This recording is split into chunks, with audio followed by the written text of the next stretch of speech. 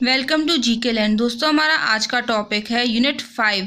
इसमें हम देखने वाले हैं मध्य प्रदेश के राज्यपालों की सूची। इसमें हम देखेंगे उनके नाम और उनका कार्यकाल कब से कब तक था। फिर इनकी एक एक करके डिटेल देखेंगे, क्योंकि एमपीपीएससी में इस पे ही बेस्ड एक क्वेश्चन आया था जो कि बहुत टफ लगा था। तो मध्य प्रदेश के जो पहले राज्यपाल थे वो थे डॉक्टर पट्टाभी सीतारमैया, 1/11/1956 से 13/6/1957 तक। फिर सेकेंड हरि विनायक पाटस्कर। अच्छा, जो इनमें जो रहते हैं ना कार्यवाहक, एक्टिंग गवर्नर, उनको काउंट नहीं किया जाता है नंबर वाइज, बट उनका क्योंकि वो परमानेंट नहीं है ना, एक्टिंग है, इसलिए उनको काउंट नहीं करेंगे नंबर में जब काउंट करेंगे। तो डॉक्टर पट्टाभी सीतारमैया का हमने देख लिया। उसके बाद हरि विनायक पाटस्कर आए 14/6/57 से 10/2/65 तक। फिर केसी रेड्डी थे 11/2/65 से 7/3/71 तक। फिर हमारे एक्टिंग आते हैं, पहले एक्टिंग कौन थे तो पीवी दीक्षित, ये थे 3/2/66 से 9/2/66 तक। फिर सत्यनारायण सिंह आते हैं जो कि 8/3/71 से 13/10/77 तक थे। और फिर आते हैं हमारे निरंजन नाथ वांचू, ये थे हमारे 14/10/77 से 16/8/78 तक। फिर श्री चेप्पुदेरा मुथाना पुनाचा है ना, ये आते हैं सीएम पुनाचा के नाम से फेमस हैं, जो 17/8/78 से 29/4/80 तक। फिर आते हैं भगवत दयाल शर्मा जो कि बहुत इंपॉर्टेंट है, 30/4/1980 से 14/5/84। अच्छा, अब ये 80 से 84 के बीच में एक बार और बने थे, मतलब 2 कार्यकाल थे बीडी शर्मा का, 8 अक्टूबर 1983 से 14 मई 84 तक था। फिर इनके बाद बनते हैं एक और कार्यवाहक सेकंड, वो थे गुरु प्रसन्न सिंह, ये थे 26/5/81 से 9/7/81 तक। इनके बाद आते हैं केएम चांडी थे 15/5/84 से 30/3/89 तक। पहली महिला आती हैं सरला ग्रेवाल, ये 31/3/89 से 6/2/90 तक थी। फिर कुंवर महमूद अली खां आते हैं 6/2/90 से 23/6/93 तक। श्री मोहम्मद शफी कुरैशी 24/6/93 से 21/4/98 तक। डॉक्टर भाई महावीर 22/4/98 से 6/5/2003 तक। श्री राम प्रकाश गुप्ता, ये 7/5/2003 से 1/5/2004 तक थे। लेफ्टिनेंट जनरल कृष्ण मोहन सेठ, ये 2/5/2004 से 29/6/2004 तक। फिर डॉक्टर बलराम जाखड़ 30/6/2004 से 29/6/2009 तक। और श्री रामेश्वर ठाकुर 30/6/2009 से 7/9/2011 तक। इनके बाद आते हैं कौन, श्री राम नरेश यादव 8/9/2011 से 7/9/2016 तक। फिर आते हैं ओपी कोहली एक बार थे और फिर एक बार और अगेन आए, तब वो कार्यवाहक के पद पे थे। तो 8/9/2016 से 23/1/2018 तक। फिर सेकंड जब आए तो 16/5/2018 से 2/6/2018 तक रहे। फिर श्रीमती आनंदीबेन पटेल सेकंड फीमेल, ये 23/1/2018 से 29/7/2019 तक थी। फिर लालजी टंडन बने थे 29/7/2019 को, लेकिन दिनांक 21/7/2020 को इनकी मृत्यु हो गई थी।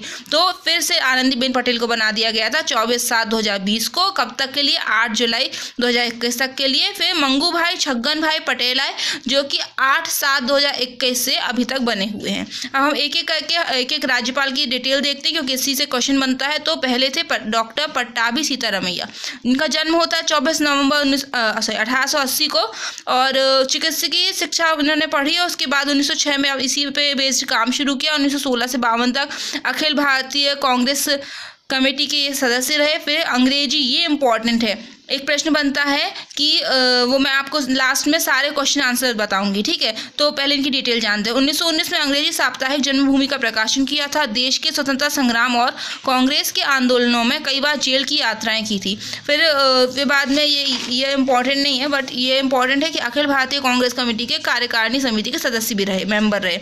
1936 में अखिल भारतीय देसी राज्य प्रजा परिषद के अध्यक्ष बने। 1946-48 में कार्यकारी अध्यक्ष रहे। 48-50 में जयपुर में अखिल भारतीय अधिवेशन में भारतीय राष्ट्रीय कांग्रेस के अध्यक्ष बने। 1946-49 तक संविधान सभा के सदस्य तथा इसी के बाद अंतरिम संसद के मेंबर भी रहे, ठीक है। 1952 में पुराने, ये बहुत इंपॉर्टेंट लाइन है क्या, कि 1952 में पुराने मध्य प्रदेश के राज्यपाल नियुक्त हुए तथा दिनांक 1/11/56 से 13/6/57 तक नए मध्य प्रदेश के भी राज्यपाल रहे। ठीक है, तो डॉक्टर पट्टाभी सीतारमैया एक महान देशभक्त तो थे ही, साथ ही साथ उत्कृष्ट विद्वान, उच्च कोटि के प्रशासक थे, एक सिद्धहस्त लेखक थे। इन्होंने कुछ ना कुछ जरूर लिखा होगा। उन्होंने कई पुस्तकें लिखी और तमिल, हिंदी, कन्नड़, संस्कृत, तेलुगु के ज्ञाता थे।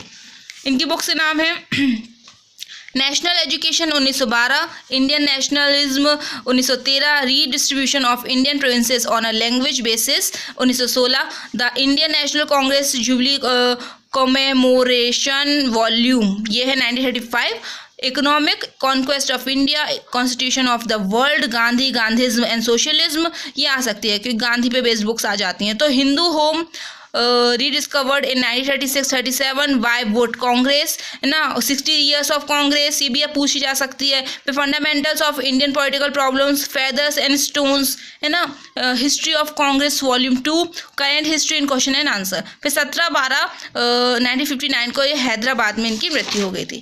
सेकंड हमारे हरिविनायक पाटस्कर, ये भी इंपॉर्टेंट है, क्यों, इन पर भी प्रश्न बन सकता है। जैसे कि 15 मई 1892 को तो ये पैदा हुए ही थे, इन पर जो प्रश्न बनता है वो हम आगे पढ़ेंगे।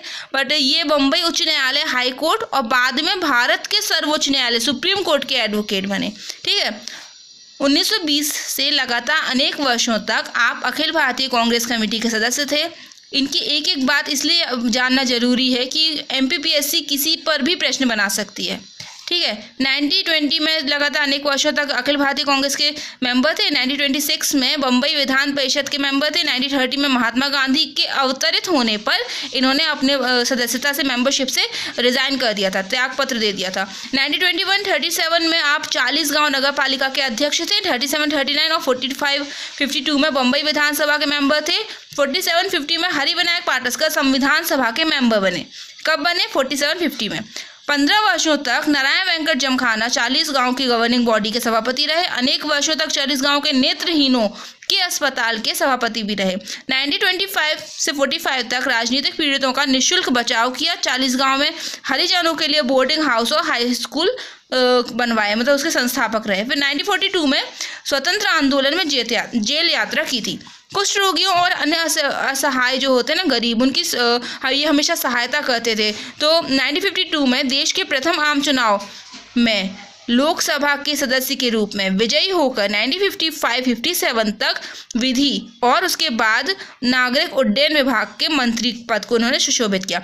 14/6/57 से 10/2/65 तक मध्य प्रदेश के, ये बहुत इंपॉर्टेंट है क्या, क्योंकि MP की बात है ना, तो मध्य प्रदेश के लोकप्रिय राज्यपाल के रूप में प्रजातांत्रिक परंपराओं का उन्होंने अनुसरण करते हुए मध्य प्रदेश की जनता और सरकार का मार्गदर्शन करते रहे।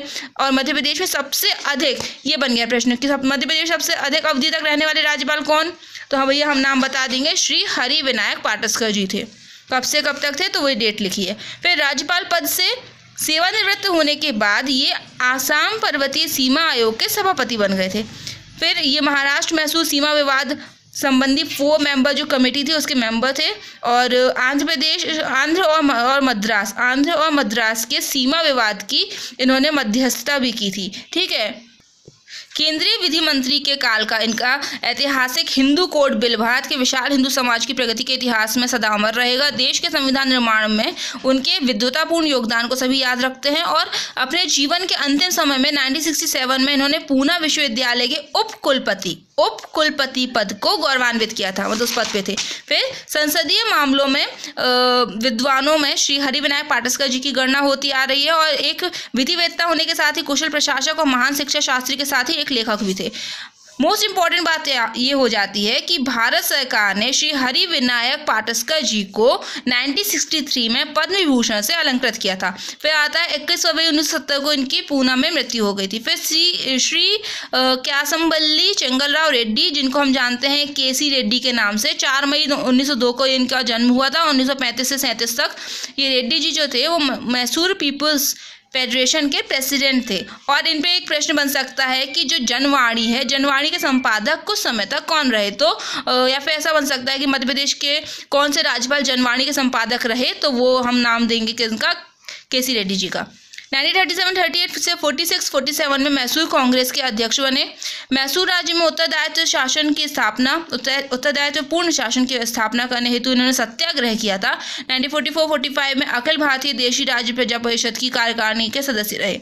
1947 से 52 तक अगेन इंपॉर्टेंट क्वेश्चन, तो 1947 से 52 तक 3 टाइम्स मतलब कि 3 बार लगातार मैसूर विधानसभा के नेता बनने वाले हमारे कौन से राज्यपाल हैं, तो वो हैं हमारे यही मैसूर के देखो सन 1947 से 1952 तक 3 बार लगातार मैसूर विधानसभा के नेता प्लस मैसूर राज्य के मुख्यमंत्री रहे हैं। ऐसे कौन से राज्यपाल हैं मध्य प्रदेश के, तो हम बोलेंगे केसी रेड्डी। ठीक है, फिर आता है 1947 से 1950 तक भारतीय संविधान के सदस्य थे।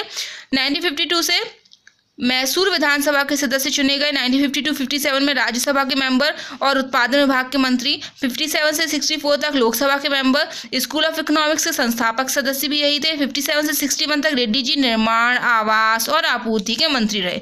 61 से 62 में वाणिज्य और उद्योग मंत्री थे। 63 से 64 में संसद की कांग्रेस पार्टी के उपनेता थे और इन्होंने संयुक्त राज्य अमेरिका, रूस, यूनाइटेड किंगडम की यात्रा की। वो सब ठीक है, पर 11 फरवरी 1965 से 7 मार्च 1971 तक केसी रेड्डी मध्य प्रदेश के राज्यपाल रहे।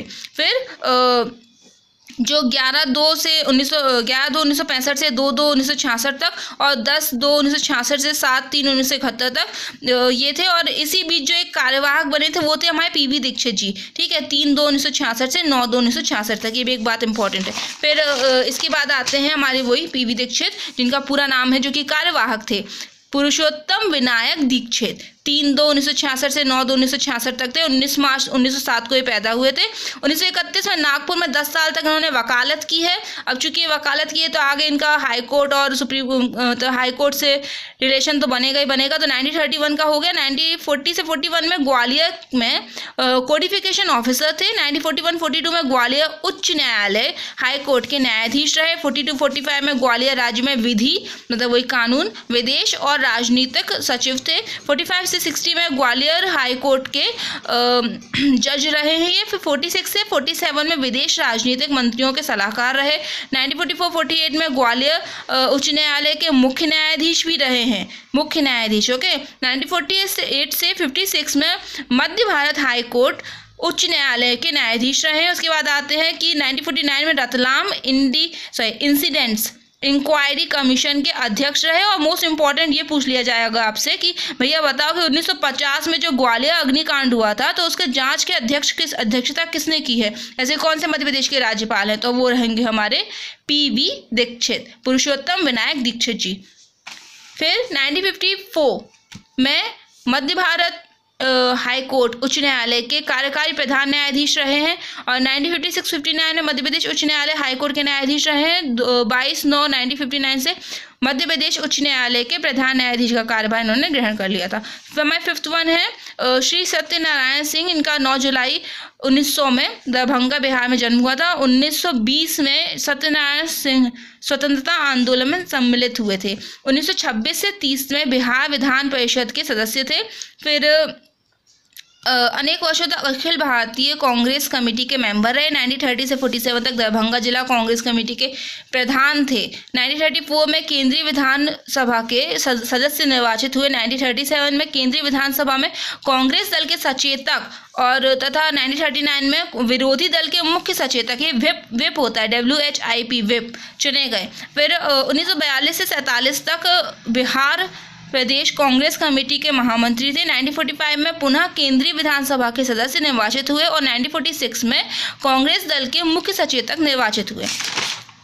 फिर 1948 में सरकारी मुख्य सचेतक के साथ साथ सभा के नेता सचिव बनाए गए थे। 1948-52 में संसदीय कार्य के राज्य मंत्री रहे और ये इकलौते ऐसे हैं जो कि 1952 से 57 मतलब प्रथम लोकसभा में, 1957-62 द्वितीय लोकसभा में, 1962-67 तृतीय लोकसभा के मेंबर रहे, सदस्य थे। 1952 से 62 तक संसदीय कार्य मंत्री रहे। 62 में मई 62 में मंत्रिमंडल के मेंबर का इनको दर्जा मिला था और सितंबर 63 से जून 64 तक संसदीय कार्य प्लस सूचना तथा प्रसारण मंत्री भी रहे। 1964 जून से मार्च 1967 तक संसदीय कार्य प्लस संचार मंत्री थे। फिर मार्च 1967 से बिना विभाग के मंत्री और उसके बाद स्वास्थ्य परिवार नियोजन नगरीय विकास मंत्री थे। ये ज़्यादा इंपॉर्टेंट नहीं है। इंपॉर्टेंट क्या है कि ये 8/3/1971 से 13/10/1977 तक मध्य प्रदेश के राज्यपाल थे और 7/7/1983 को ये इनका देहांत हो गया था। फिर हमारे आते हैं श्री निरंजन नाथ वांचू। 1 मई 1910 को सतना में पैदा हुए थे। निरंजन नाथ वांचू जी ने इंडियन सिविल सर्विस ICS में प्रवेश किया था और बिहार में सब कलेक्टर के रूप में सेवा प्रारंभ की थी और फिर आप उड़ीसा में तैनात हुए थे और बाद में भारत सरकार के वाणिज्य और खाद्यान्न विभाग में नियुक्ति पाई थी। 1948 में श्री निरंजन नाथ वांचू ऑर्डिनेंस फैक्ट्रियों के महानिदेशक बन गए थे। फिर 48 से 57 तक सुरक्षा मंत्रालय में संयुक्त सचिव तथा सुरक्षा उत्पादन में मुख्य नियंत्रक नियुक्त हुए थे। वे आता है कि विश्वविद्यालय अनुदान आयोग के भी मेंबर रहे। 1948 से 61 तक वित्त मंत्रालय में सचिव थे और ये लौह तथा इस्पात औद्योगिक विकास विभाग में भी सचिव थे। 1965 से 70 तक बोकारो स्टील लिमिटेड प्लस 1968 से 72 तक नेशनल प्रोडक्टिविटी काउंसिल के चेयरमैन थे। 1972 में Industrial Cost and Prices Bureau के चेयरमैन के रूप में इन्होंने अवकाश ग्रहण किया था, है ना। फिर आता है कि निरंजन नाथ वांचू अप्रैल 1973 से अक्टूबर 1977 तक केरल के राज्यपाल रहे। ये बना प्रश्न क्या कि ऐसे मध्य प्रदेश के कौन से राज्यपाल थे जो कि पूर्व में मतलब कि पहले केरल के राज्यपाल भी रह चुके थे, तो वो है हमारे निरंजन नाथ वांचू। जैसे 73 से 77 तक ये केरल के थे और जैसे 77 का कार्यकाल खत्म होता है ये हमारे मध्य प्रदेश के राज्यपाल बन जाते हैं 1977 से 78 तक और 20/10/1982 को इनकी मृत्यु हो जाती है। फिर आते हैं चेप्पुदिरा मुथाना पुनाचा। 16/9/1910 को ग्राम उत्तूर दक्षिण कुर्ग में इनका जन्म हुआ था और विद्यार्थी जीवन से ही भारतीय स्वतंत्रता में आंदोलन में रुचि होने के कारण इन्होंने अध्ययन को छोड़ के यहाँ भाग लिया। 1930 में स्वतंत्रता आंदोलन में शामिल हो गए थे। 2 बार कारावास हुआ इनको 1932 और 1933 में। फिर 1940 से 41 में व्यक्तिगत रूप से सत्याग्रह आंदोलन में भाग लेने के कारण इनको जेल हो गए थे। ठीक है, उसके बाद में क्या है कि इंपॉर्टेंट ऐसा क्वेश्चन बन सकता है कि ऐसे कौन से राज्यपाल हैं मध्य प्रदेश के जो कि 1942-44 में या फिर ईयर ना भी बताएं तो भारत छोड़ो आंदोलन में नजरबंद हुए थे, तो वो थे चेप्पुदिरा मुथाना पुनाचा जी। फिर 1933 में कुर्ग जिला कांग्रेस कमेटी के सेक्रेटरी रहे। 1938 में प्रांतीय कांग्रेस कमेटी की कार्यकारिणी मतलब कि अखिल भारतीय कांग्रेस कमेटी के सदस्य तथा कुर्ग डिस्ट्रिक्ट बोर्ड के लिए निर्वाचित हुए थे। 1941 में इसके अध्यक्ष बन गए थे। 1945 में कुर्ग विधान परिषद के सदस्य बने थे। 1951 में परिषद में कांग्रेस विधायक दल के नेता रहे। 47-51 में संविधान सभा के सदस्य अस्थायी संसद के सदस्य बने और 1952-56 में ये बहुत इंपॉर्टेंट है कि ऐसे कौन से मध्य प्रदेश के राज्यपाल हैं जो कि कुर्ग के CM थे। चूंकि एक बार MPPSC पूछ चुका है कि ऐसे कौन से राज्यपाल हैं मध्य प्रदेश के जो कि हरियाणा के मुख्यमंत्री रह चुके हैं, जिसका आंसर है मैं नहीं बताऊंगी, अभी आप लोग बताएंगे लास्ट में क्योंकि मैं बताने वाली हूँ। तो 1952 से 56 में कुर्ग के CM रहे कौन, हमारे चेप्पुदिरा मुथाना पुनाचा जी, तो ये पूछ सकते हैं। फिर नया मैसूर राज्य निर्मित होने पर 1956 से 56 में उद्योग और वाणिज्य मंत्री रहे और बाद में गृह कार्य तथा उद्योग मंत्री रहे। 1959-63 में भारतीय व्यापार निगम के सभापति रहे और 1960 में कुछ पूर्व यूरोप के देशों में जाने वाले भारत सरकार के व्यापार प्रतिनिधि मंडल के नेता भी थे। 1961 में जापान को जाने वाले राज्य व्यापार निगम के प्रतिनिधि मंडल के नेता थे। 64 में राज्यसभा के सदस्य निर्वाचित हुए। फिर 66 तक 1 से 24 जनवरी 66 तक वित्त मंत्रालय के राज्य मंत्री थे। फिर 25 जनवरी 1966 से 12 मार्च 67 तक परिवहन, उड्डयन, नौवहन, पर्यटन, है ना, पर्यटन मंत्रालय में राज्य मंत्री और 13 मार्च 1967 से 69 तक रेलवे मंत्री भी थे। फिर इन्हीं के बाद हमारे आते हैं, इन्हीं की बात है कि ये चेप्पुदिरा मुथाना पुनाचा ने मुझे बस आम बात है कि जापान, चेकोस्लोवाकिया, रोमानिया, हंगरी